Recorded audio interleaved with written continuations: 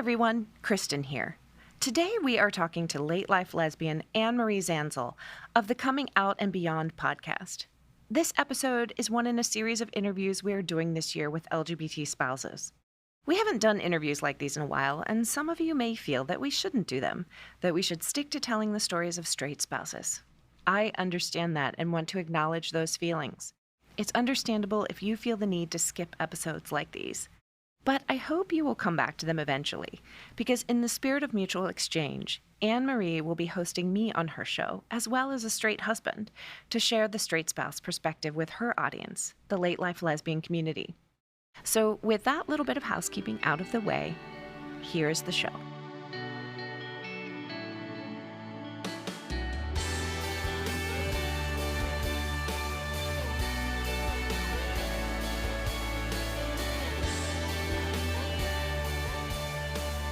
Hello, everyone, and welcome to the Our Voices podcast, the podcast for straight partners and partners of trans people by Our Path. I'm your host, Kristen Kelbley. Our guest today is Anne-Marie Zanzal. Anne-Marie is a graduate of Yale Divinity School and an ordained minister. She is a clinically trained chaplain and worked in hospice for 7 years and in grief counseling. She came out as a lesbian in 2016 after 27 years of marriage to a man and 4 children. She still says that it was the hardest and best thing she has ever done. Due to her own painful coming out, she started Anne-Marie Zanzal Coaching, and now she works with other trans, cis, and non-binary folks coming out later in life to the queer community. She is also the host of the podcast Coming Out and Beyond, LGBTQIA+ stories, which tells the coming out stories of LGBTQIA+ folks and their beyond. You can listen to it on your favorite podcast platform or on YouTube. She lives in Nashville, Tennessee with wife, professional photographer Tonda McKay, and their incorrigible dog, Theo. Welcome, Anne-Marie. It's a pleasure to have you on the show. Well, thank you, Kristen, for having me.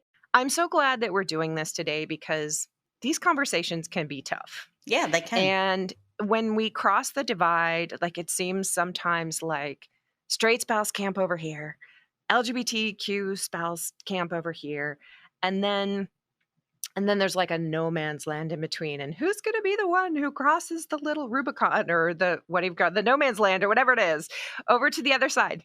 And I'm going to be very honest with you today. I'm like, well, I'm going into the lion's den. Let's see what happens.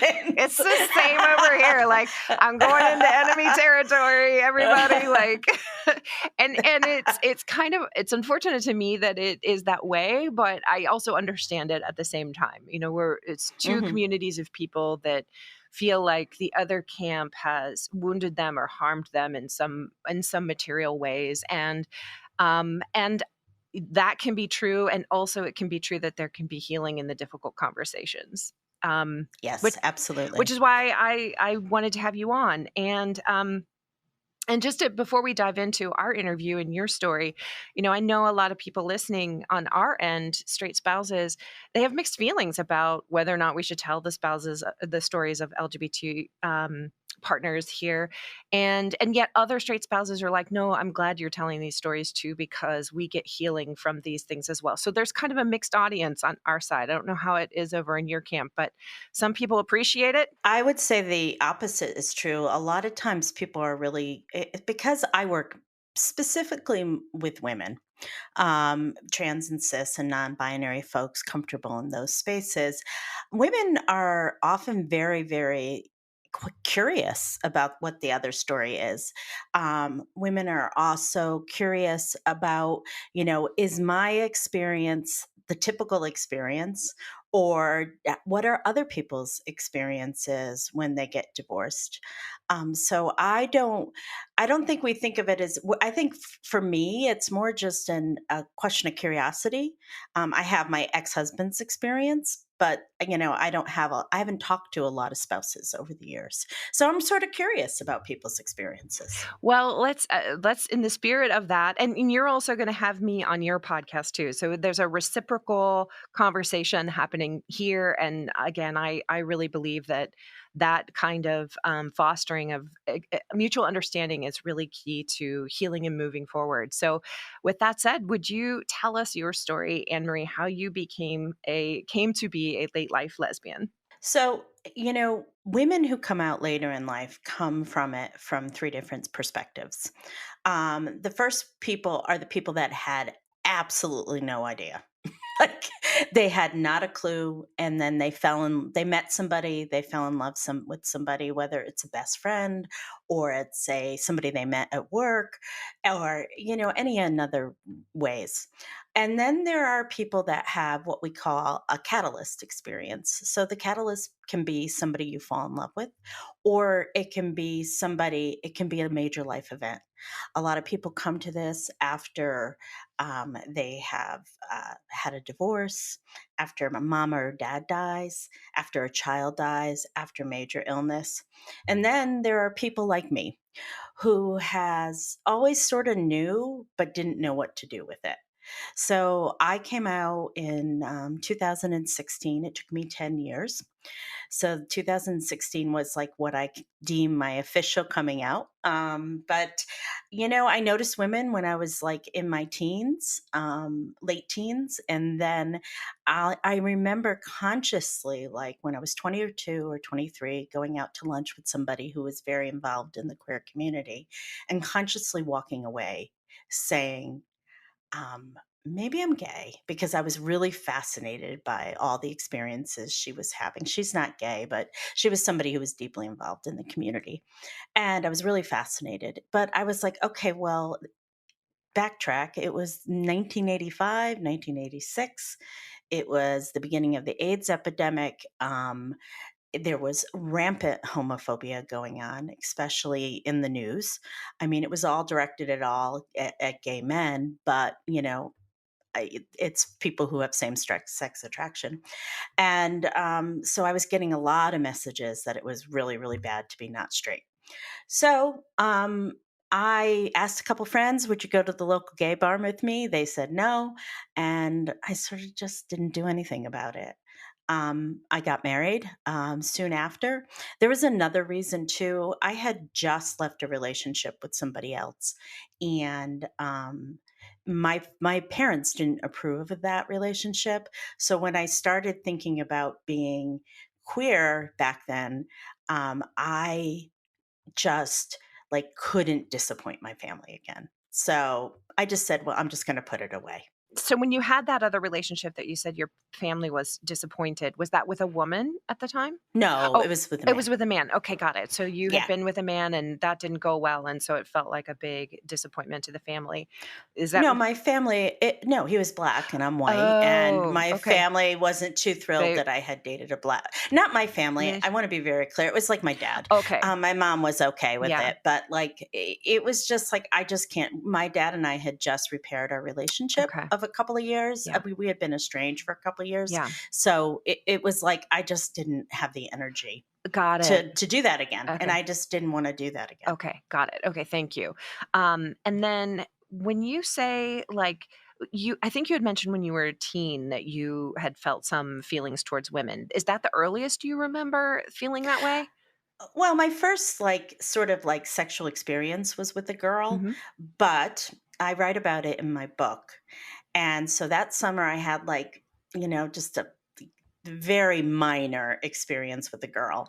And I kissed a boy, Mm. Mhm. and I filed them away. The boy went into the pleasant little memory of a teenage girl growing up here in the United States. And the experience with the girl went away, it was filed away in the shame bucket, Ah, where I was embarrassed that I had done that, felt I had done something wrong. Now I look at it with the perspective that was pretty normal for someone who's not straight right, right. to experiment. Well, Mhm. and I think it's an important point of I think it's an important point of empathy around I think everybody listening on any sort of side of this equation or permutation can relate to the shame bucket piece around Mhm. something in Mhm. their life. May not be this, Mhm. maybe something totally different, and how when there's something that we have shame around, it goes over here until we Right. know how to deal with it, until we're for better and for worse, it goes over somewhere else. Yeah. Well, and also too, it wasn't really conscious Yep. because like a lot of people that come out later in life, I always considered myself a huge advocate for the queer Mhm. community. That was, I just sort of like had an innate understanding Mhm. and now I know why.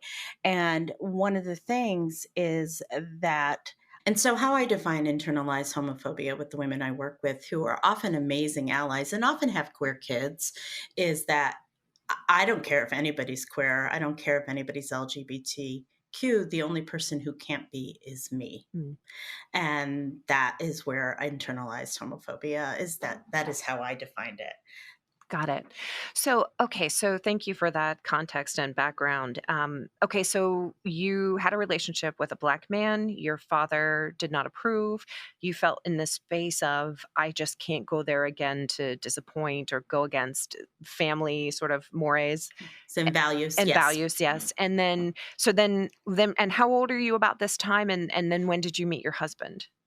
I was 22 when I met him. We got married when I was 25. Okay. And like a lot of women who come out later in life, it's expected. And also, too, we're often looking to somebody that shares similar values. So some women are in love with their husbands. Some people are sort of, in the middle. And it's like I wanted to be with someone who wanted to create a family Mhm. and somebody who would I know would be a good provider and would I like to say warm and keep me warm and safe and dry because of my own childhood baggage that I brought in, and he brought his own childhood baggage. We both were looking for somebody that would help us, you know, create something we didn't have as children. And we Right. did it very successfully. So, like a lot of later in life people, I had 3 kids in 5 years and then 7 years later had my bonus baby, and I did not think about my sexuality Right. at all. Right. Like it just was not something Right. that I was thinking about. um, uh, as I told you when we were talked before this, Kristen, like there's very few women, like unlike men who are often coming out later in life, they often have relationships while they're married. I have only had one client in all these years, and I've had hundreds that actually like continually had relationships with Right. other women while they were married. Right. Most people don't I think don't. it's a little bit of it's a little bit opposite thing with a lot of our, if you have a woman with a gay husband, there can, Yes. infidelity is way more commonly part of that story than the Well, other way around, but not exclusively, but yes. Yeah, it can be. yeah, and I think men are on the it's common knowledge men that are married are often on the what we call the down low for a Yes. long time. Mhm. And I also think, this is my own personal observation. Um, with men, like their queerness is really attached to sex, Mhm. like the physical act of sex. While with women, it's more about emotional intimacy and Mhm. about having meet someone who meets your emotional, spiritual, physical, and intellectual needs. Right. I think that makes sense. And, but I wanted to, can I ask you a few questions about this marriage moment? Because I know my listeners and I know what Sure. they're asking, they're like, here going, Okay, go for don't it. let Go for it. her not answer this question. And I know you can do it. And this is not about a gotcha or all. This is just about helping our listeners sort of understand the process. So the first question is, you said some women really love their husbands. How did you love your husband when you married him? Or, I I loved my husband as like a lot of us Mhm. describe our relationships with our spouses as really good friends. Really good friends. You are someone who is, like my ex-husband and I loved each other for who each other was, but we also loved each other because we loved our kids. Right. So our love for each other were based also on the love of these Yeah. 4 children we have. So, Did you feel like, thank you for that, and also did you talk to him about your oh yeah. same-sex attraction before you got married? Like, did you say? Oh no, because I Yeah. didn't even identify it with myself. Okay. So You it see what I'm was, saying? yeah, it's so in a box over here that it's like, Yeah. okay. It was so for a lot of people, it's like, so some people when they come out later in life, they've had relationships with girls Mhm. when they were like in high school and college. And, it had been so problematic. They just they don't realize that they can't put it away forever. You can Mm, put it away for a while. So, I don't know where I was going with this, but I always joke that, like my sexuality was like on a box in my closet. I did mm. tell him in those 10 years of trying to come out that I thought I wasn't straight. So he Okay. knew 6 years before, Okay. officially did it. Did you have, and feel free to either, tell me to go bark up a tree or not answer Mhm. this question, but did you have an intimate life that felt gratifying to you? Because one of the things that straight spouses often report is that, our intimate life was really fraught, or we just didn't connect, or we Yeah. didn't click, and it was really difficult. And so, what was that piece like for you? Well, it's interesting because that's how the queer spouses report too. Hmm. So it sounds like everybody is saying the same thing. And there's a reason why we're not connecting on that intimate level. Um, so I make this joke. Hmm. It was fine. Is it fine? It Yeah. wasn't amazing, Yeah. like, with my wife, it's amazing. Sure. It was fine, Right. and I've had, he's not the only partner I've had, and I've Sure. had straight sex before, and, you know, I'm also to make another joke. There's this thing. There are women that it's horrible, and it's painful, and it's hard, and they cry, and, and all that, and they don't wanna have. I was never one of those people. But my ex-husband's uncle was gay, and he would say, "Well, friction is friction." And I sort of think that's right, because you can become excited when something happens. And Hmm. so, I never thought of, like, some women are really, like, physically grossed. I never felt that way. Right. Physically grossed out by Right. sex. That was not my experience. I would say probably it's about half and half of the women coming out later in life. Yeah, that makes sense. I think a lot of there are women who have gay husbands who report, just our sex life was fraught. There was a lot of rejection, all of that. Mhm. And then others are kind of going, well, wait, we had good sex. I don't understand. So it runs the gamut. It kind of goes Well, both ways. Yeah. I think we have to throw out that notion that if you're not straight, it's not about, you know, if we reduce people that are gay just to the physical act of physical realm, it misses so much. Because my reason to come out is that my ex-husband just couldn't. He tried. We were the poster children for marriage therapy. We couldn't meet each other, and we tried so many times. And so I'm looking for someone who could meet my emotional, spiritual, physical, and intellectual needs. And unfortunately, I think a lot of times we just reduce people. They want to do this because they want to sleep with. No, it's Oh, so much more than that. right. I totally. It's a whole person. Yeah, it's the whole There's a person. whole person here. So, well, let's talk about that. So you had 4 kids Hmm. and you said 6 years, and you No, I had in 12. in 12. I Sorry. had Okay. I have a bonus baby. Okay.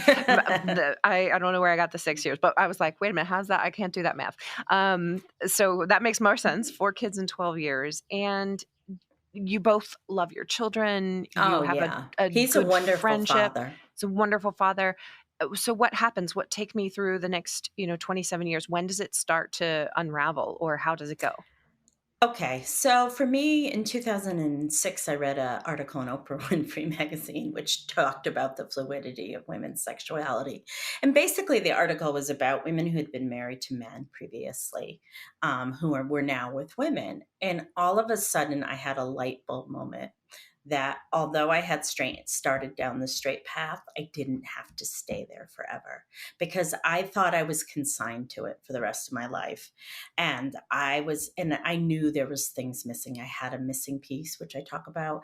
I had a I was very restless, although I could really fake it well that I wasn't restless. And so I said to my then 16-year-old daughter at the time, I said, if dad and I don't end up together in the long run, don't be surprised if I end up with a woman. And so, looking back, she's the first person I ever said that to. And she has absolutely no memory of Oh, the wow. Wow. conversation whatsoever at all. Because, I had raised my children to be accepting and to be progressive. And so she doesn't even remember it. Hmm. So So then the next time was in 2009. I was at Yale Divinity School at the time, and I was in a great little ally, like I told you. And so they were having a coming out day ceremony. And being a good little ally, I went to the coming out day ceremony. And in that ceremony, I had this moment where I realized that I was gay. And like, it wasn't just like a one off conversation. I was like, okay, I'm gay, and I started crying and I left. I ended up in Marquand Chapel where it is. And I ended up on the quad outside. And I'm like, how am I going to do this? Like, how am I going to do this? I'm married. I have 4 children. I didn't want to disrupt their lives. At that time, they were like 16 to 6 or something like that. I can't remember. And so I spent the next year, this is all tied to like my religious journey. The next year, I did a residency as a chaplain at Yale New Haven at one of their affiliate hospitals. And I spent the entire year thinking about my sexuality. Like, it was like, I don't think I'm straight. I don't know what I'm going to do. So you Um, didn't so you didn't immediately when you had that experience of I'm gay, you didn't say to your husband at that point, I'm gay. not in 2009, but in Okay. 2010 I did, In right when I was 2010. in that Okay. when I was in the middle of the residency. I mean, you don't want to tell your spouse you're gay if you don't think if you're not sure, If you're not sure. that, Okay. Oh, yeah, okay. So you were still questioning. You had that oh thought, yeah, oh, but then there's this absolutely. whole questioning piece that comes afterwards. Well, especially with women, there is tremendous questioning. People Mm, go back and forth for years, and that was me. mm, And so in 2010, I told him I was gay, and mm, he goes, "No, you're not." And and I said, "Okay." And because I didn't want to, because I knew it was going to mm, disrupt my life, and I just didn't know what to do with it. I was surrounded by straight people except for my mentors. My mentors in ministry have always been lesbian women. Even so, I feel like the universe kept putting lesbian women in my path because that is what I was, that's where my path was supposed to lead. And so in 2014, we were in marriage therapy, and we had a marriage therapist who, by the way, happened to be a lesbian. Didn't pick her out that way. It just was happenstance. And so I told her in marriage therapy, I was in marriage therapy, and I said, "Do you think maybe some of the problems we're having is because I think I might be gay?" And she did something so cliche. She dismissed it, didn't take mm. it seriously, and said, chalked it up to my poor relationship with my mother, which, insert eye roll here Oh, because wow. every lesbian's been told that, right? Right. Right. So, Wait, and and she what was was a lesbian. yeah. Okay. All right. Yeah. Okay. Yeah. So, Mm, there's a lot of bad therapists out there. I also had gone to another therapist before in 2010 and said, I think I might not be straight. And she said to me, "Have you ever slept with a woman?" And I said, "No." And she never brought it up again. That was the only question. wow. So a lot of times we're seeking that support, we're seeking that validation from professionals, but really the only person who can tell you if I'm gay or not is me, Right. nobody else. So I had to accept that about myself. Understood. Um, your husband at this time, so when you first told him, I think I'm gay, he said, no, you're not. And then obviously a couple years later, you're still together, you're in therapy. Was he feeling, was he getting his needs met in the relationship, or was he wanting to hold on to it? Everything's fine. I'm happy with things the way they are. Or, hey, I'm not getting my needs met in this relationship either. Like, where was he at with it? So most women marry men that are often really good dads Hmm. and really good providers. They really do. But they're often very emotionally unavailable. Hmm. They can be unavailable to ourselves, to us, but also to themselves. I think, and he is emotionally unavailable to himself due to his own trauma that he's never really looked at. And one of the things is he would have been happy like that for the rest of his life. Both my ex husband and I came from families where the parents stayed together no matter what. Mhm. And so that was our example. We were really proud of that, Mhm. that we stayed together. And just a caveat here, when we were getting married, it was a disastrous engagement. And so many people said to us, you guys shouldn't get married. What was disastrous about it? Oh, um, that's a really hard question. Mm. I think it was nothing to do with like sexuality, but maybe Mhm. it did. Who knows? It was just that we fought a lot. We fought a lot while we were in, and it was that. That was it. I don't think it was nothing. We And just so then fought. people were just like, what are you 2 doing Or together?" kind of thing. right, Yeah. and then we outlasted everybody. So, we did. I mean, so many of our friends got divorced and we really outlasted everybody. So we were very proud of that Yeah. achievement. And now I look at it a little bit differently. But he would have stayed together. Like, even if I had come out as gay and wanted to stay in a mixed orientation marriage, he would have done He would that. have said, okay. Um, Yeah. so you're in marital counseling and it's 2014-ish, I think, and, Hmm. your therapist kind of dismisses you saying, "Well, maybe it's because 'cause I'm gay," and she says, "No, you just have problems with your mom." And so then what happens after that? So I was working in hospice, and I had this conversation with this lady who said to me, okay, so she was somebody who signed on to hospice and like was like, okay, I'm going to die the next day. And, that didn't happen. She was actually too healthy, though she did have a progressive disease. And so I saw her for a long time, for almost a year. And towards the end, she's getting really, really restless. And she said, I feel like I've been waiting for something my entire life. Just to be very clear, she's not gay, had nothing to do with her sexuality. And it really, really hit me. Like, it was like one of those moments that I'll never forget because it was like time stood still for me. Mhm. And subsequently, she passed. She had a very difficult death. 99.9% of all deaths in hospice are not difficult. She had a bad one. And so I was like telling her to go and go. And she died actually in my arms, which was Mm. really hard. And so I had sort of PTSD from that. So I had just been ordained.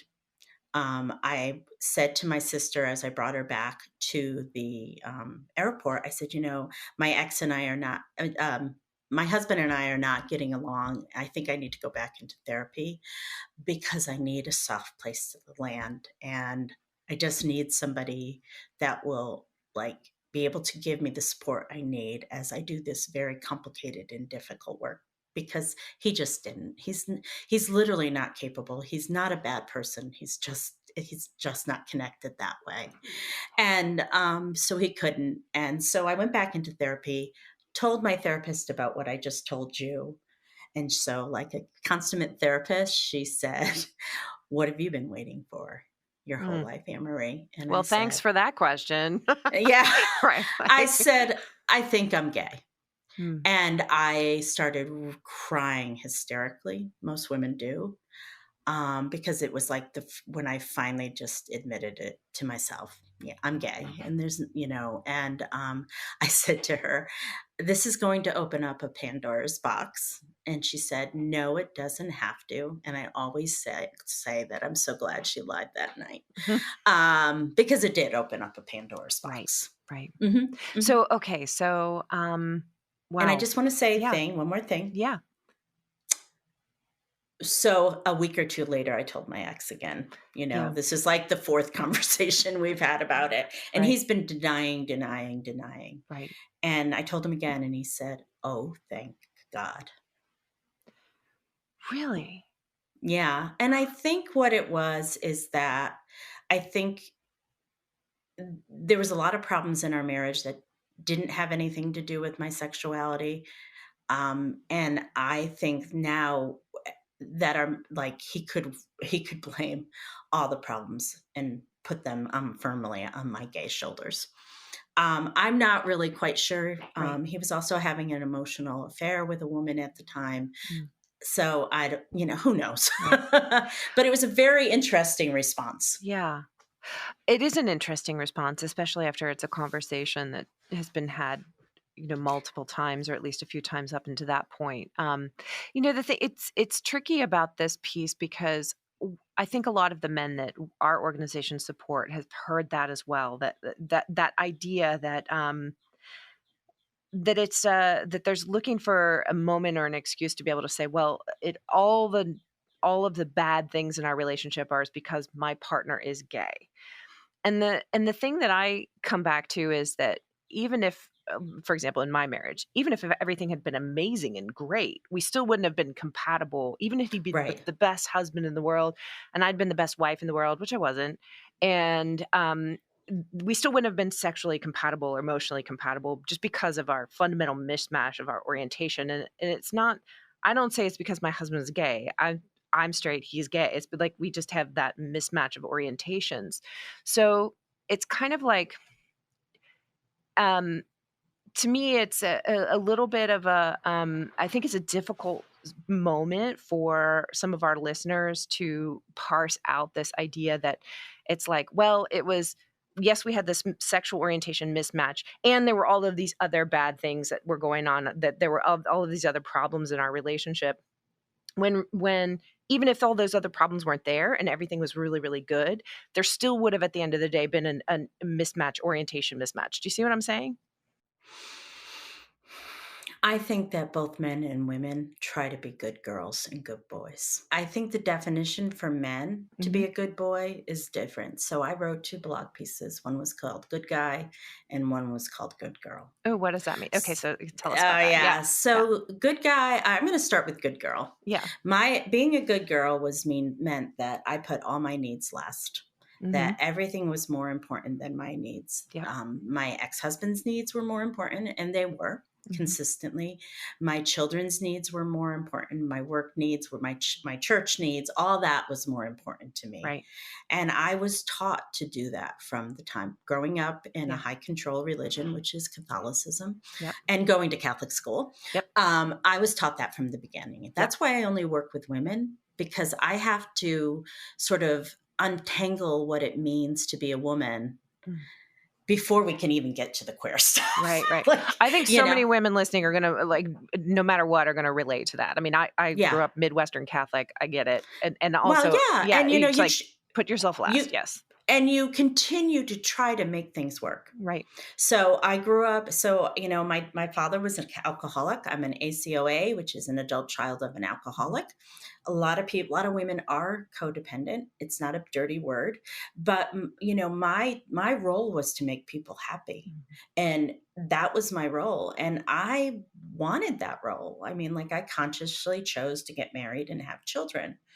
Um, Conversely, my ex-husband's a good guy. Like if you met him, you would like him. You Mhm. really, really would. He's funny. He's successful.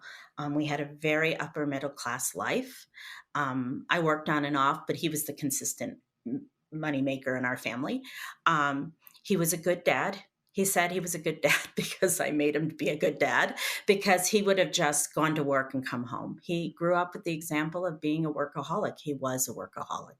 Mm. I mean, he worked 16 hours a day, 14 hours a day. There wasn't very much time for family life. So, for example, when we went away together as a family, it would be me and the kids, and he'd be somewhere in the, wandering around. Mhm. um, and, he had this desire to be a good guy, like to be a good dad, be seen as a good husband, be seen as a good provider, a nice person to his neighbors, willing to help his neighbors.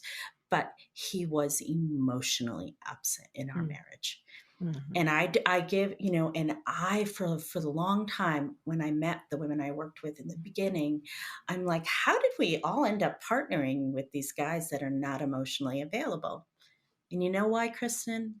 It's because I wasn't emotionally available Mm. to Mhm. myself. Mhm. I take on that responsibility. I Yeah. was also young and stupid and, in my 20s. Who's Yeah. emotionally available to Right. themselves in their 20s?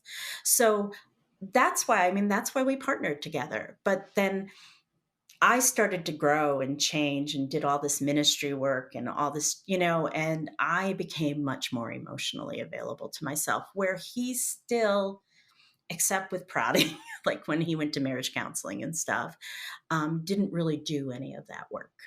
And so, like, whether I was gay or not, we were already Growing apart. growing apart. Right. And I'll never forget, like, um, we were great entertainers.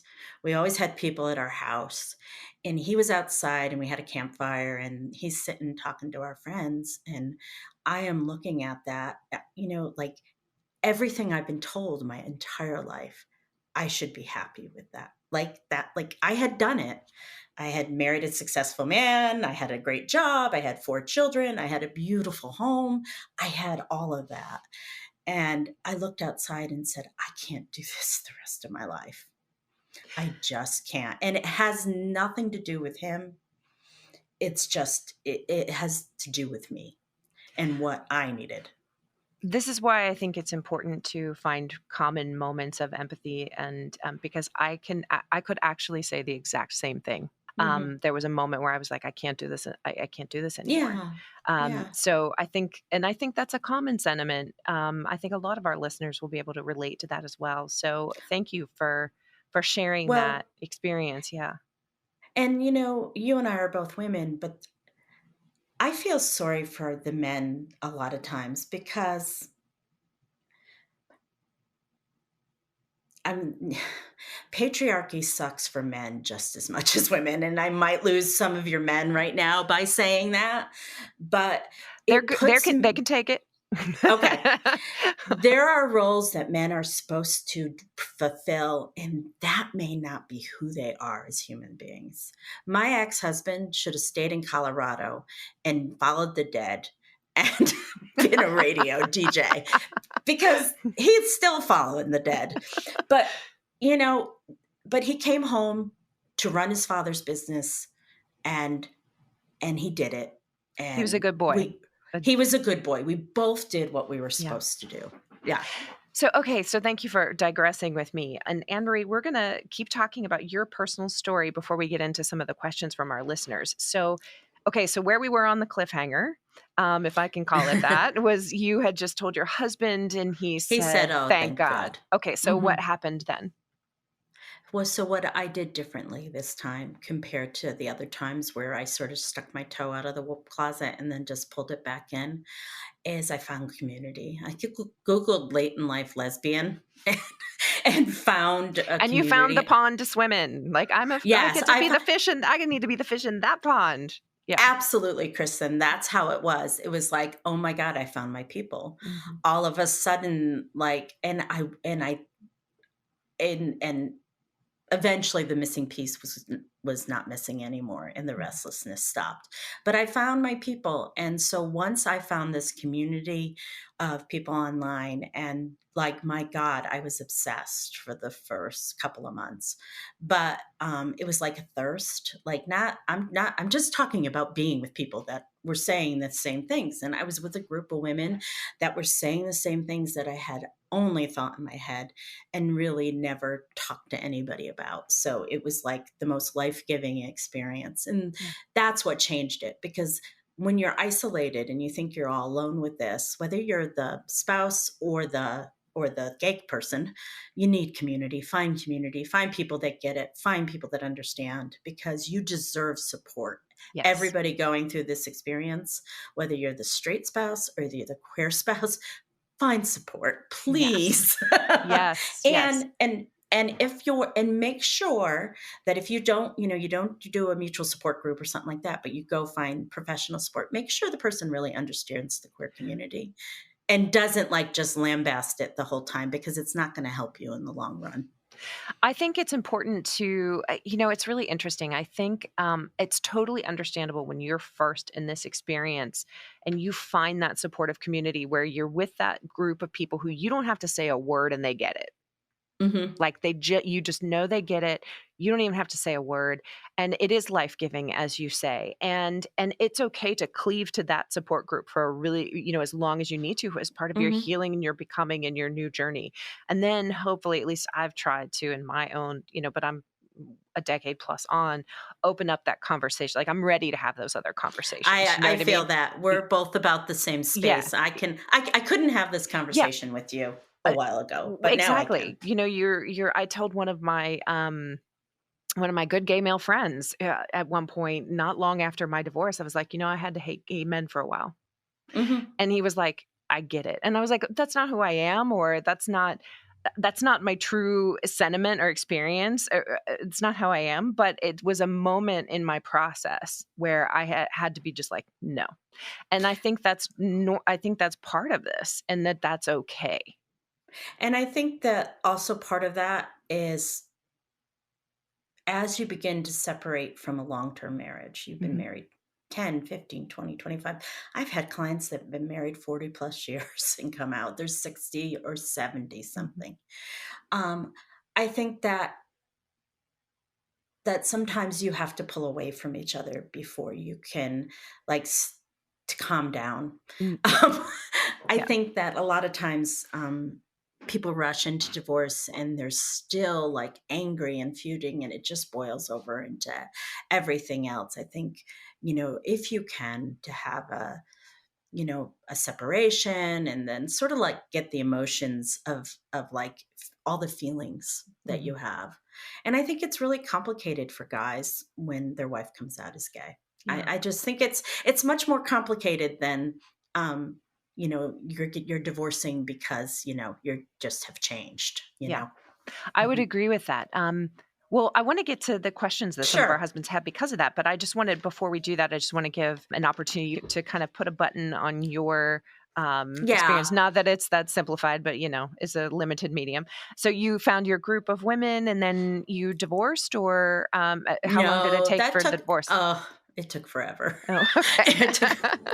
It took about 2.5 years. Two and a half My years. ex-husband was really angry, Mm, and what he could control was the money, and so mm, we had a really long, very painful for divorce. We even yeah, tried mediation, and the mediation lawyer said your husband's unable to do this. He was pissed. yeah. Um, uh, uh, and so that took a long time. But I also met and fell in love with my now wife. Hmm. So I am somebody who came out, and I wasn't in a relationship with a woman. I was already separated from my husband when I met my now wife. And Hmm. so I also had this amazing experience that my suspicions were true. I am not straight. Hmm. and Hmm. and so in our later in life community, sometimes someone like that. So somebody who they're called a catalyst. Hmm. It's somebody who makes you realize, I had a confirmer. So Yeah. yeah, A catalyst a versus a confirm. confirmer. Okay. Hmm. She was a confirmer. So Okay. like, and I fell in love with her. I wasn't intending to. We thought it was going to be just like a casual relationship, and we ended up falling in love with each other, and got married 6 years later, 5 years later. And the kids are all grown, and relationships with The the kids are all okay, and the kids are okay. Their kids are all grown. I am estranged from my second child, who mm, is actually my queer child. They're oh, my non-binary child, mm, and all my straight kids are absolutely fine. Very close to all of them. They're angry right now, but there always been somebody who has always struggled with change. mm, In mhm, fact, just a really quick caveat, mhm, like when I was moving to Nashville after my ex and I had been separated for a year and a half. No, my divorce was only a year and a half. mm, Um, I moved to Nashville, and that child at the time said to their sibling, "Oh, I guess mom and dad aren't going to get back together." And it had been like 18 months. mm. And so there's somebody who struggles with change. Okay. And there's other reasons, but I don't want to get into them Oh, now. sure, sure, sure. It's always Mhm. complicated with the It's kids. yeah, Yeah, it's yeah. There yeah. are yeah, it's just they've been angry for a really long Mm, time. mm. Well, we wish healing Me too. and and growth for everybody involved in the family system. Mhm. Well, thank you for sharing your personal story. And as somebody who hosts a podcast for people Mhm. coming out late, who has been intimately involved with the late life lesbian community, we threw out to the men that we support in our community some of the questions that they had, that they're struggling with, in terms of healing from their own divorces from their wives and their experiences to you. And you have generously agreed to be in the hot I'll seat, try. which I have empathy for because I've been in the hot seat before too. Yeah. You've generously agreed to be in the hot seat to answer some of their questions. And with the remaining time that we have, if you'd be willing to field some of these, that would be great. Sure. All right. So one of the interesting things is, our initial conversation, Marie prompted me to go and look at our path's, basically intake statistics, and we discovered that since September of 2021, almost 40% of the requests for support were coming from men. So Yeah. it seems like in recent years there is an uptick of, like, for a long time we were like really heavily women with gay husbands, and it seems like there's an uptick in women coming out later in life now, and maybe that's because there's just a sense of more permission to do so. So we're seeing a lot of There's men. Yeah. I think there's two reasons. I Yeah. think visibility matters. Yeah. I think that matters. We get a lot more queer visibility Hmm. and the pandemic. Why the pandemic? Oh, I hadn't thought about that. Oh, Because the people are stuck pandemic in their houses with each mm, other. we get No. yes, that's for some divorces, Yeah. but also too, I think it gave people time to have introspection and Oh, to slow interesting. down and let the thoughts that may have been floating on the periphery of their brain for a long time. Isn't it interesting? It began in 2021. It was during the You're, pandemic. that's My really interesting. Yeah. the later in life people, my business upticked during the pandemic because much more people were coming out, and it's been a phenomenon. Like compared to when I came out, even though it's been 8 years, the amount of women coming out later in life is extraordinary. Wow. Hmm. Okay, well, that's something I hadn't even considered. So thank you for the context of that. And it makes Hmm. a lot of sense to me. Hmm. Yeah. Okay. So, all right. So let's get into a couple of these questions from some of our husbands. Let's see here. What do we got? We said, if she knew or had an inkling of her sexual orientation, why marry a man? That's a really good question. I think that women are told a lot of different messages from the time that they're very, very young about their relationships with men. Um, I think that women are told from the time they're very young that relationships with men are hard. So when they have relationships where there's a disconnect or where there is just they keep missing each other, we've been told since we were children that relationships with men are hard. So, like, okay, this is really, really, normal. Um, So you don't put it together. Is that what you you're just saying? don't put You it don't put together. the two in, you don't add the two in the same column. Got it. Yes. I want to share how I explained my attraction to other women away. I was smart enough to know that the media uses women as advertising, right?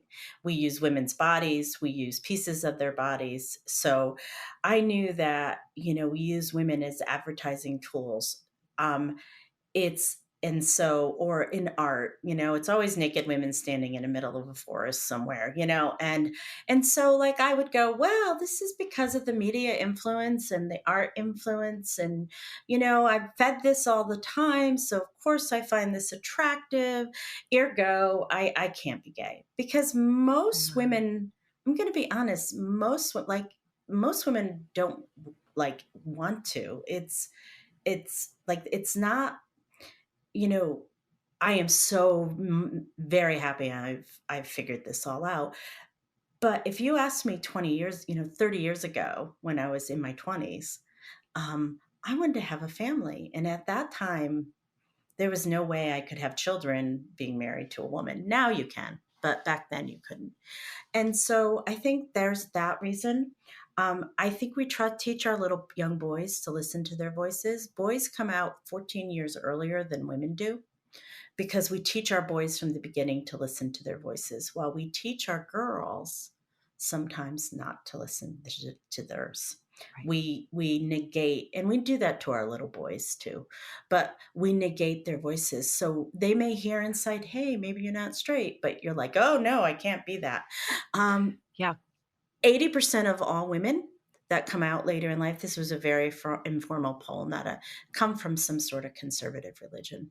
So it's sinful. You know, I'm not going to do this because I'm going to go to hell. This is sinful. This is wrong. So there's so many different reasons. So a lot of times it's not that, yes, I had some inklings, but I wasn't going to do anything about it. I mean, Mm. because I didn't want that, It you know. wasn't an option to do something about it. It was at that I didn't think it was an Yeah. option. I mean, Yeah. there's plenty of people that have chosen that option, Yeah. but I also find that just because someone's out doesn't mean they've dealt with their, own internalized Mm. homophobia and stuff Mhm. like that. Okay, so next question, which kind of speaks to what you were saying. Like, if you're in that situation, going, well, there, I want children, and so there's no other way to have them at that point in history. Um, One husband asked, "I now asked if my wife ever loved me or was attracted to me, or if I was just as a me." If I was just a means to an end, children and a provider. I can't answer that because Mhm. that would have to be With his with his sure. own But it is a spouse, common sentiment that it's a recurring theme, I'll say. Yeah. I think it's a really good question. And again, I really think it depends on the Mm. individual relationship. Mhm. I know that I worked hard on my marriage, Mhm. and like, because, we're the poster children for marriage therapy. I loved him. I loved him as the father of my children, and because of the life we created. I just, two things can exist at once. I agree. Your wife could have love you, even still love you, and you'd still know that she's gay, Mhm. or be in love with a woman. Mhm. Um, they don't count each other out. You can still love your husband, you can still love the father of your children, you can still love the life you created, but also realize that it's not the right place for you. And it's heartbreaking Mm. for a lot of women to make that decision because of so much cultural baggage. I do wanna acknowledge, I do want to acknowledge the heartbreak for a lot of For women. Yeah, everybody. for Yeah. everybody. Yeah. I think that sometimes we're not ready to see that it might be heartbreaking for the other person over there, but I've heard enough stories on both sides of of the equation now, to hear that there is and can be real heartbreak on both sides. Yeah, and I don't see the husband, but I see the wife, and the heartbreak is real. It's hard. It's really sad, but I'll never forget. I had this moment because I had always taken care of my husband. Mhm. That was my job. I was very, very used to it. I was very good at it. And I remember being so like, I had a really dear friend that was like 89, and I went out to lunch with her. And I was so sad. I was like, but someone else is going to take care of him. I mean, even though I was going through like starting the divorcing process, and I can't imagine someone else taking care of him because that's my job. And Mm. she said to me, which was really interesting, she said, maybe you'll be relieved when someone else has that job. And that just sort of turned it around for me. And I'm like, yeah, you're right. Maybe I Mhm. will. And my husband has now been partnered with his girlfriend is about as long as I have been with my wife, and she makes him happy. She's straight too, Which so that should make him happy too. yeah. Like That's I saw them dancing at our daughter's wedding, Mhm. and he never danced with me that way. Does Okay. it? I don't know what comes first, the chicken or the egg. I have no idea. Well, we definitely celebrate when all parties are in relationships that give them life and joy, Yeah. and, Well, yeah. and I would love to say this to your husband, husbands out there. If your wife is queer or gay, what would it be like for you to be married to or partnered with a woman who doesn't resist your advances, who Oh, wants to make love to you, who wants to jump into bed with you. I mean, I I know it's painful and she's the mother of your children, but you could have a much happier life you know, with somebody else. I'm so glad you said that. I think there's 2 equations. I think there are the husbands who are still in the phase of like, I'm not accepting of what's happening here. And Mhm. those are the ones who your question is really addressed to around, Correct. right, like, "Hey, once you meet that woman." I remember somebody telling me, I had said to somebody the first time I had sex with a straight man, it was revelatory, and I was speaking to a Mhm. gay husband, who had been formerly married to a wife, and he goes, "Yeah, the first time I had married sex with a gay man, it was revelatory," right? Like, so you're saying to we're saying to the husbands who are still in that place of Or not. they've had one partner their Yeah, whole you've life. had one partner your whole there's a place of, I'm not ready to accept that my wife is lesbian, our marriage is and our family is gonna be different from here on Changing. out, Yeah. and, like, let's go get you a woman who is gonna absolutely eat you alive, Well, right? yeah, Like, like she's gonna love she's gonna love that you desire her, she's gonna wanna be desired by you, she's gonna reciprocate, and then there's the husbands who wanted that all along, and they're grappling with the anger and heartbreak that they thought they were in the relationship where they were supposed to get that and have that and wanted to desired their wives to reciprocate, wanted, their advances to be met with love and desire in return, and that didn't happen, and so they're now over here kind of dealing with the rejection piece and right. the hurt and heartbreak and aftermath of that. So I think there's kind of two sort Well, of and contingents. Yeah. also that's the facet of grief, right? Yeah. Because you're grieving what you had, but you're also grieving what you didn't have What with you your didn't have. spouse. Mm, And now that I have been married to a man mhm. and married to a woman, I'm very well aware of what I didn't have with my spouse that I do have with my wife. And like you, the first time I slept with the person that was the correct person for my sexual orientation, it was revelatory. Mhm. Like all of a sudden, I always think about it. It's like all of a sudden, like, your experience, all of a sudden it all made sense because all of a sudden I understood what it meant like to be desirous of someone. Mhm. I understood what it was like to fall in love and in not that I didn't love my ex-husband, but fall in a love in a way that was very different from him. Right. And so that's the thing. And I hope for the husbands that are struggling out there, also too, going back to what I was saying about that grief, about what you did, what you had and what you didn't have, it's also disenfranchised grief. And disenfranchised grief is when you grieve something that nobody understands. So I want you guys, I hope that you honor this and do some really good self care around this because disenfranchised grief is very difficult to understand inherently because your wife or your wife or husband is, you guys are getting divorced because you're gay. Inherently you're having disenfranchised grief because it's so much more complex than your friends who are divorcing because of mismatch.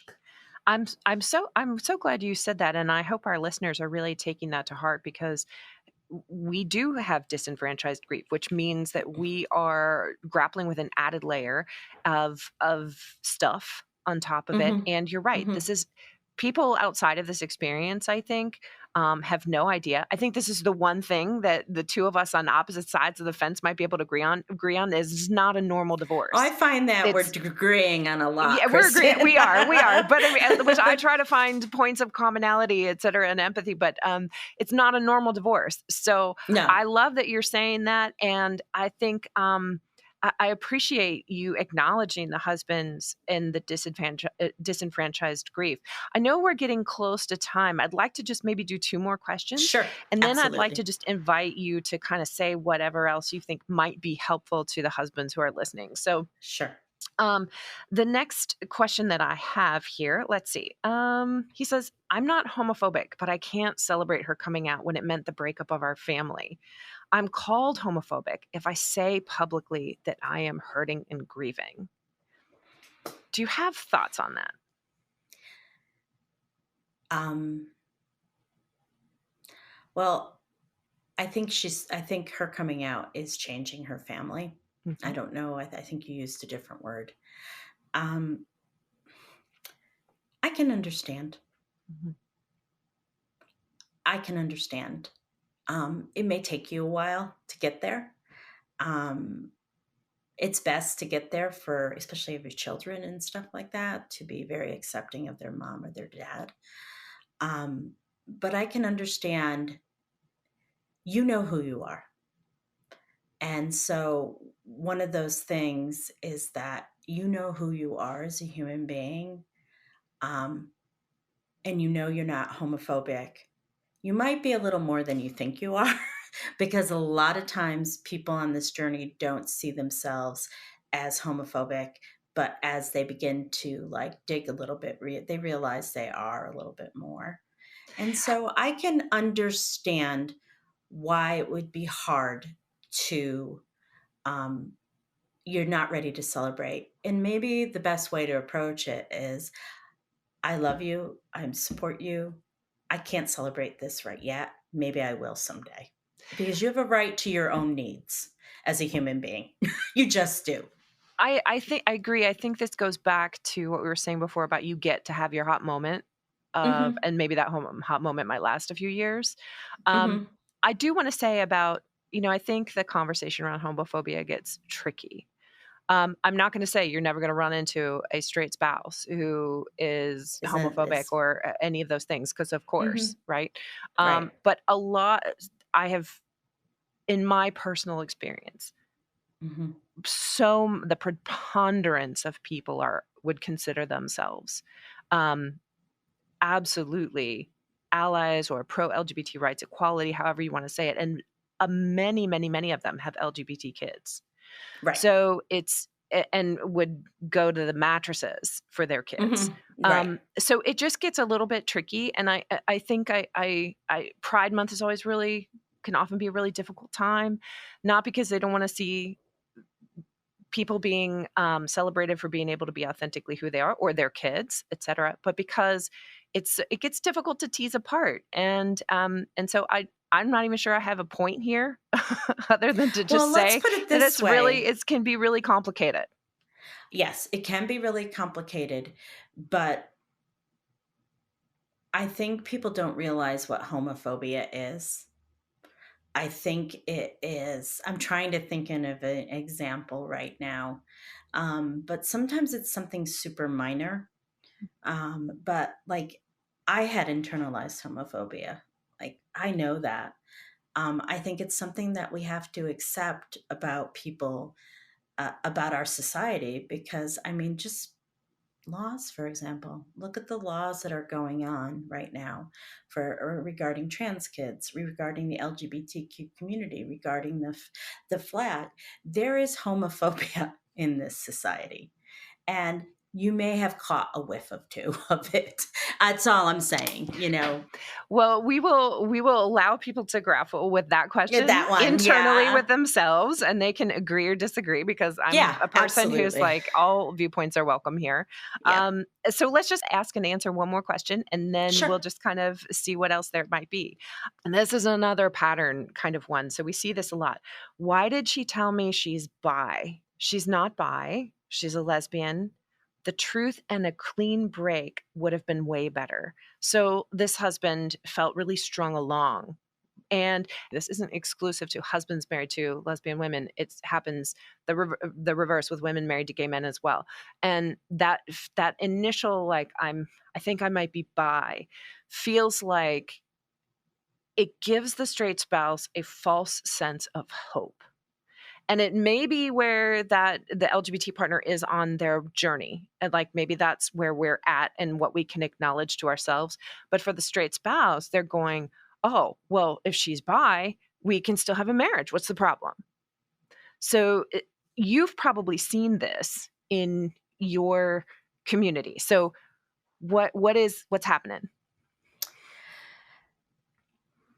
Because of the homophobia in this society, being bi is better than being gay. Because bi means you still have a chance of being typical. So even though your spouse may be bi, you present to the world as a heteronormative couple. So to the whole. So it is often the first stop on the journey, or pansexual. Um, it is often the first stop on the journey for many, many, many women and men. I find women do it more than men. I find that a lot of women call themselves bisexual first and then move to lesbian. I don't find it as much with the men. Men are pretty, I just don't. So I also think the next part of the question is, okay, so your wife tells you she's bi, she wants to have her needs met, so she wants to have a girlfriend, right? So many couples, which I am not, okay, first of all, I'm very monogamous, always have been. So I'm somebody who's always just had one partner. I have no interest in an open marriage. I have no interest in polyamory. So many couples start to pursue an open marriage or polyamory in the effort to save their marriage. And I think of it as bargaining in the Kubler Ross frame of grief. They are bargaining to keep something alive that they both want to. And oftentimes, the bi spouse hasn't accepted the fact that they're not that have the bi spouse hasn't accepted the fact that maybe their meat needs can't be met by a man. So I find that people that open up their marriages or begin to practice polyamory, it's only a stopgap measure. It's people do it about a year or so. And what people don't realize, when you open your marriage up, you're inviting a whole nother person into your relationship that has thoughts and feelings. And also, sometimes the man meets somebody first. The wife doesn't meet anybody. The man does. And he's like, oh my God, she's amazing. She wants to have sex with me. I'm going to go with her. So, polyamory experts that I've interviewed on my show has said there's like this whole set of monogamous couples trying to save their marriage through polyamory. And they all say it just doesn't work. I mean, we see that some over here too, Hmm. and uh, I personally know of no couple where that actually worked. If someone Yeah, in the it's a straight spouse stop. community had success with that, let me know. But it also can, and it can end up doing harm. Like Well, it it can, can do harm. It yeah, shows your children. I yeah, don't know I don't even want to go down that road. yeah, yeah, But I think I think polyamory is an orientation. I think there's people who can do it, that practice it and are fine with it. It's not for me. And I find that if you have been in a monogamous marriage, right, even though you're 32 and think you're young and hip, right, right. it's really hard to open up a previously monogamous marriage. I think it's a moment to talk about just how much also sort of pornified tropes are harmful around lesbians because, a lot of the husbands, I've heard this so many times, that someone will come up to them and say, "Whoa, cool dude, your wife's a lesbian," or something like that when he's grieving. And also, it's not hot when your wife when your wife wants to have sex with another woman, and neither of those two women want to have anything sexually to do with you. Like there's just this fundamental misunderstanding of what that means to have a lesbian wife. I mean, Well, yeah, and that's the thing, is that so in the porn industry, lesbian relationships are a fetish, right? For the husband, I'm gonna be really honest here. Most couples have that conversation. They talk about a threesome. mhm. And like, my conversation with my ex-husband was about 20 minutes with all of those things, because I said, husband, if I ever sleep with a woman, I don't want you there. I mean, like, You're not invited that's to the not, party. you're not in, I'm not into threesomes. I don't want to do that. Some women are, I'm not, Mm, you know? And so I think that I understand, because yes, because those stupid men are fetishizing what a lesbian is, mhm. that say that. And so, like, as a husband, I think I'd be like, hey, that's not cool. This is not how that is. don't talk to me like that again. Yeah. Is, because, yes, because they think they're going to get some sort of sex thing out of it, Yeah. and it's not. It's not that at all. Okay, last They never question. say that to the women, do No, they? no, no, they don't. Like, literally, no. Okay, last question. All right, this has to do with late life lesbian spaces on the good old Reddit. Um, because this particular husband and not just him, several kind of, they lurk in the spaces. And it says on Reddit, it seems late lesbians encourage each other to unceremoniously dump their husbands and discard them. We can feel the pain for this particular individual here. Is there empathy or respect for husbands who may never have suspected this was about to happen to them? It hurts to be discarded. And I know this is a person who is in a painful moment here. Yeah. Yeah. I've never been on Reddit, so I've in Got my it. my entire, career has It's been the on wild, wild Facebook. west. I have not experienced that in the Facebook groups Mm, I've been mhm, in. So I'm not quite sure I can't comment mhm. about what's Sure. going on in Sure, sure, Reddit. sure. A lot of time I am also wondering, sometimes women need encouragement to be able to make the steps they need to make the changes in their life. And I think sometimes when a man enters a female only group or vice versa, a woman enters, it's a different culture and a different language. And maybe there is not it doesn't sound like what you think it sounds. People encouraging others um, to like,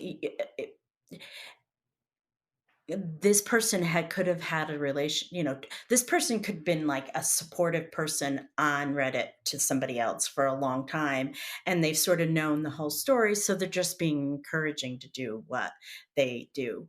What I have found is most wives have a lot of sympathy, for what their husbands are going through, but also my advice is you can emotionally caretake your husband. And so what ends up happening is I think the guys feel abandoned because their wives have always been their emotional caretakers. And that's again due to the patriarchal system in which we live. And so wives are always expected to do. And so somebody really gave me a wise piece of advice when I was in that place. She said, "You cannot emotionally caretake for your husband. He needs to go find his own support and not expect it from you." And I highly, highly agree with that. You need to go find your own support. I don't think you can get through anything like this without having someone who's in your corner that is there to support you and be understanding of your spouse and what they're going through, but really their job is to get you through this without like blowing up emotionally. Most I'm going to say though, as a newly out person, my sympathy is so much more different now. And so I think if he's with people that are just getting in, starting this, they're in a different, like you and I seem to be in a very same emotional place, you know? So people that are new are often at a much different emotional place than someone who's been out 10 years. I can see the other side now. I can see it and I have a tremendous amount of sympathy. And also too, I think that has something to do with being in an incredibly loving relationship now. So, while my ex-husband and I had a very companionship relationship, like if my wife came out of the blue to me today and told me she was leaving me for somebody else, that would devastate me. If my husband had said that to me years ago, I'd be upset, but I'd be like, phew.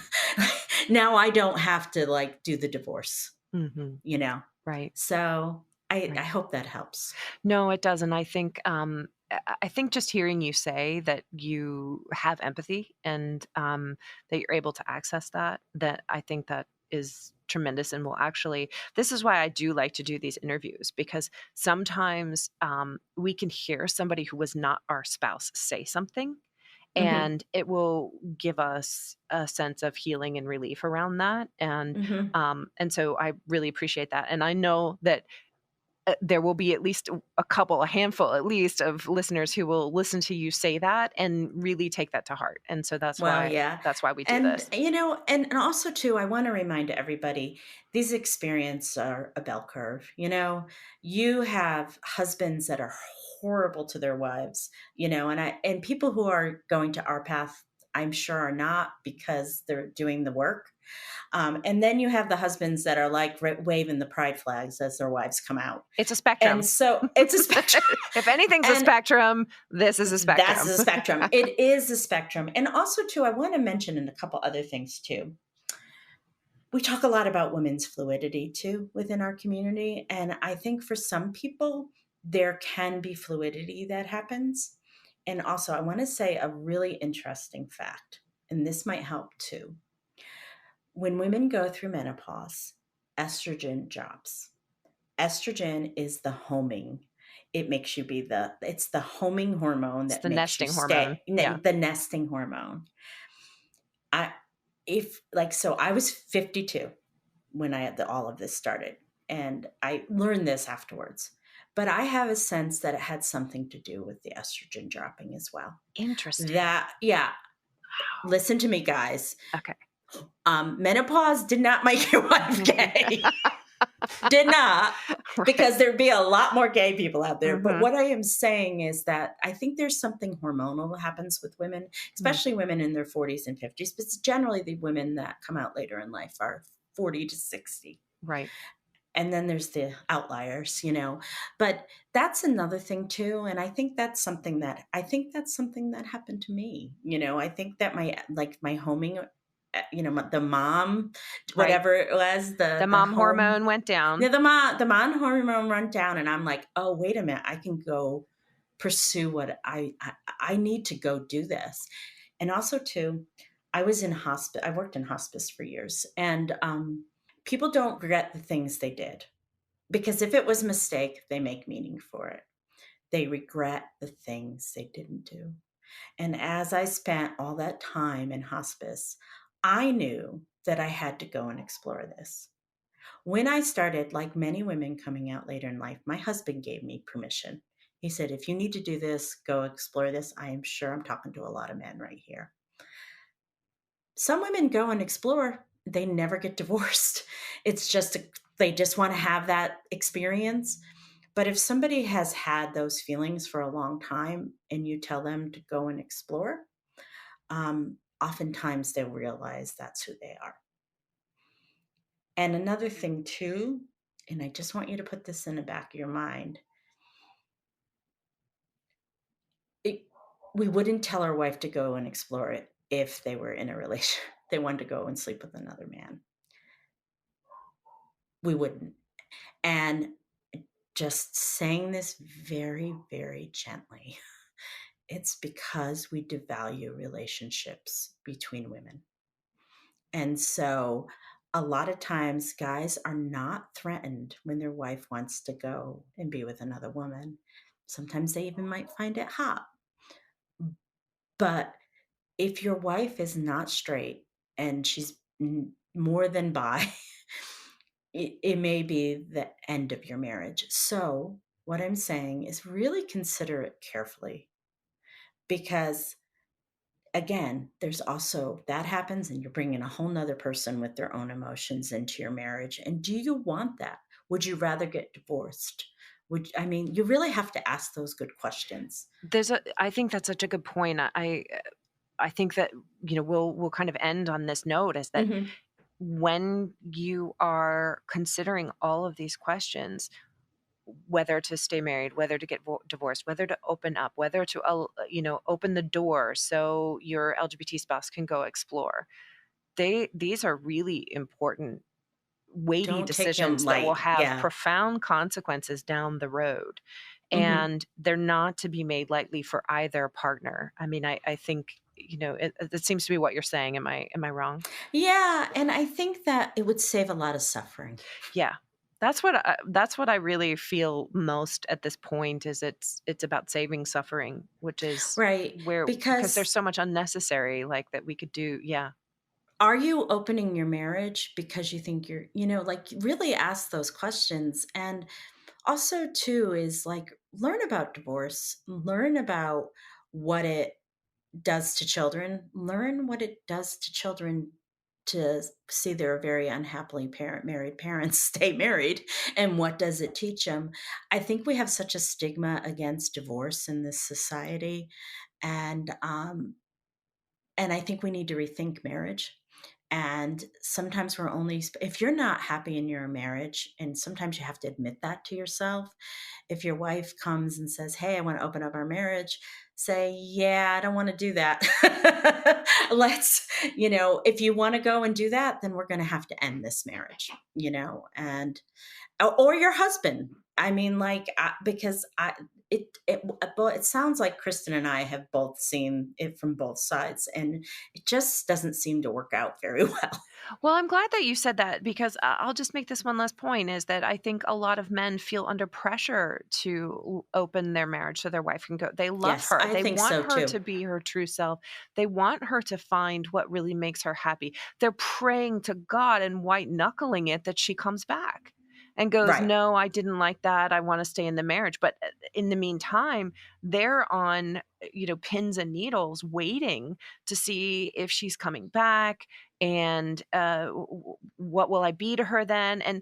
And she's often having, Anne Marie, you mentioned that moment where you found the community and you were just like lit up, and so the husbands are watching their wives lit up in Yeah. while they're still in that marriage container, and like Right. you can't put that lid back on that pot. Well, I'm just going to say the minute your spouse tells you they're not straight or lesbian or gay, your life has changed It has forever. changed. Yeah. And you can figure out, I think Kristen and I talked about it. There's only like 10% of people who do mixed orientation Yeah. marriages. It's very rare. I I'm not a fan because I Yeah. feel like both of you guys give up stuff for doing that, especially if you stay like you Yeah. don't have sex with other Right. people. If you're truly in a long-term mom and you're not open, I'm that would not be for me. Let's Right, put it that right, way. right. Yeah. And so a lot of times, I hear you, Kristen, because I remember how I was. My daughters used to say to me, "Oh, mom, you're glowing." I was. There's something in the also too a little piece of information. There's something in the later in life community which we call a second adolescence. It's when you're really consumed by all the wonderfulness of being with somebody for the first time, There's a and limerence, like, you're going through that limerence, that limerent phase, yeah. yes, and the thing is that I argue it's a first adolescence because many of us didn't receive this. Yeah, so like when I was a young girl, I remember seeing my friends have pictures. I'm going to date myself of like Leif Garrett and Sean Cassidy on their walls, and I'd be like, why do they have those pictures on their now? Not connect. Like I had no clue, Right, right, right. For zero me, clue. it was But I'm like, Kiefer Sutherland and the Lost Boys, but, I mean, yeah, just felt it yeah. was You're like, important to well, get that yeah. in there, yeah. Well, but, like, the thing is that I couldn't understand why why do you have those pictures on the wall? And, like, you're never gonna meet them. And now I get it. Like, I get it because they were attracted to them. Like, but I didn't know what attraction was, and also I came from a real, Catholic church. There's a lot of effed up sexuality there. So, it took me a long time to untangle that, and if you're from a conservative faith tradition, you guys are dealing with that too. Even if you've left it, you can leave the church, but you don't take the church out of the boy or the girl until you do that work. So a lot of times there's such messed up stuff around sexuality anyway. It takes us a really long time to figure this all out. Well, Anne-Marie, thank you so much. That's You're a welcome, perfect note Kristen. to end on, and, Hmm. I just appreciate this conversation so much and you being willing to come and on the show and have it today, so thank you so much. And Oh, where you're tell welcome. us the name of your podcast again so people can find you if they're interested in So listening. I would really recommend it's called Coming Out and Beyond LGBTQIA plus stories. I've been doing it 5 years. As I have evolved, the podcast has changed.